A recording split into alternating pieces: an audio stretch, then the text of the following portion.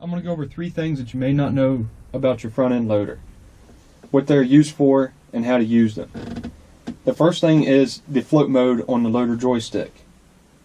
What the float does is it essentially puts the lift function of the loader in neutral, so the loader floats just like the 3-point hitch on the tractor, so there's no down pressure.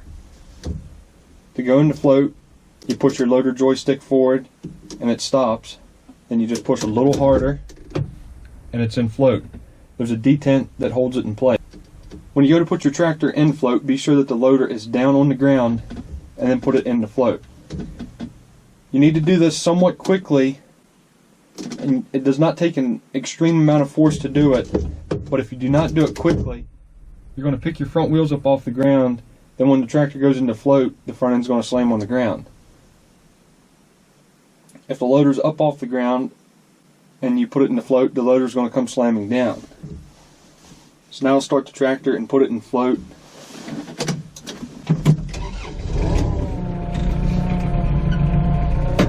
The most common uses for float are back dragging with the bucket. And next common use that I can think of is a loader mounted snow blade. You have to use float with them in some cases, and I don't like that style of blade that requires float. So right now with back dragging, I'm going to do some back dragging. I'll put the tractor into float. See the front end did not come up off the ground. Drive backwards. Now as you're backing up, you can change the curl or roll your bucket out to add or take away how much cut the bucket has as you're back dragging. And Kubota also says, like, if you're digging a pile of dirt, you can lower the bucket, put it into float, and then pull into the bucket.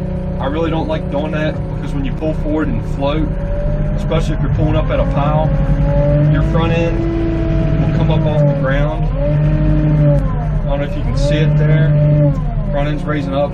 So if your front end's up off the ground, 4-wheel drive's not doing you any good, and you don't have any steering.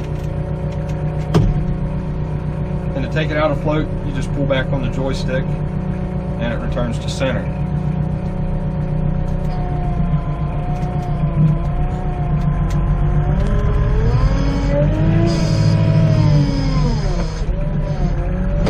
There's float.